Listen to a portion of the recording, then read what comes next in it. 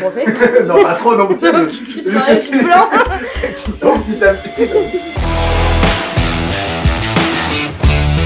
Où est-ce que tu as entendu ça? Le premier jour de tournage s'est très bien passé, on a tourné de nuit.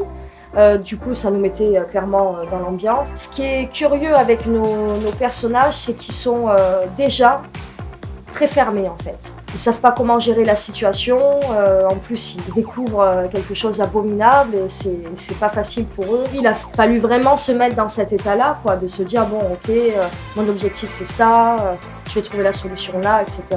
On a fait la rencontre de 2 policiers qui nous ont vachement aidés en fait à trouver l'attitude du personnage, etc. On sans tomber dans une caricature comme on en voit souvent à la télé en fait, où les mecs ils se tiennent un peu comme ça. On a essayé de trouver une justesse là-dedans et du coup ça nous a mis vachement à l'aise parce que ils étaient là vraiment pour nous accompagner, quoi. Ils nous ont aussi appris des gestes, en fait, des codes qu'ils ont dans la police. Ça peut être des codes tout bêtes auxquels on pense pas en fait en tant qu'acteur. C'est comment je tiens une lampe de poche, comment je l'allume, comment je l'éclaire, qu'est-ce que je regarde. Donc on a eu tout cet exercice-là au début du tournage. Sous la bâche, en fait, il y a un corps. Quand j'arrive sur la scène de crime, et sous la bâche, il y a une actrice en fait qui est en train de jouer en fait le corps mort en fait. Ce qui était bien, c'est que j'étais obligée de faire vite. C'est-à-dire que je pouvais pas la laisser en plein été sous une bâche parce que je savais qu'elle transpirait, qu'elle allait être épuisée. Et je me disais, je peux pas me tromper, quoi.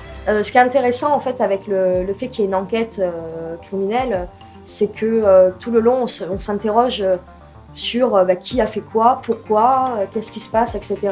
Et on voit aussi, finalement les policiers sont un peu comme le spectateur, c'est-à-dire qu'eux aussi ne savent pas pourquoi, comment, qu'est-ce qui se passe, et c'est comme s'ils n'avaient pratiquement pas de preuves en fait, hein.